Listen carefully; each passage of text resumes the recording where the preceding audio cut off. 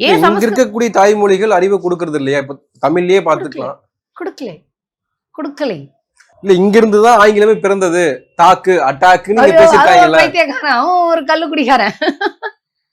அதாங்க, அதாவதுங்க உலகத்துல இருக்கக்கூடிய மொழிகள்ல சொற்களுக்கு வேர்ச்சொல் வேற வேற இதுல. இங்கிலீஷ்ல நீங்க நிறைய பாத்தீங்கன்னா இத்தாலியில இருந்து வேர்ச்சொல்கள்லாம் இருக்கும், வேற வேற மொழியில இருந்துலாம் எடுத்திருப்பாங்க. அது மொழியினுடைய வளர்ச்சி. இந்த மொழி தான் நாங்க படிக்கணுங்கிறதுக்காக இப்ப எங்களோட தாய்மொழி தமிழுங்க.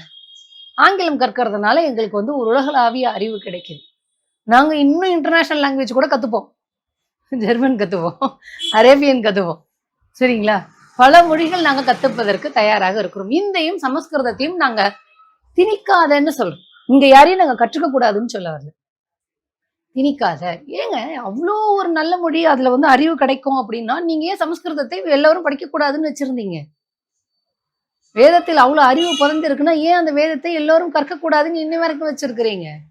இன்னைக்கு எல்லாரும் படிக்கலாமே. இல்லை இல்லை, அரசியலுக்காக மேடையில் வந்து சொல்பவர்கள் வேறு, அந்த மதத்தை காப்பாதற்குன்னு குருக்கள் இருக்காங்கல்ல, அவங்க கிட்ட போய் கேளுங்களேன். பாலாஜி ஆகிய நான் வேதத்தை கற்றுக்கொள்ள விரும்புகிறேன், கத்துக் கொடுத்துருவாங்களான்னு கேளுங்க.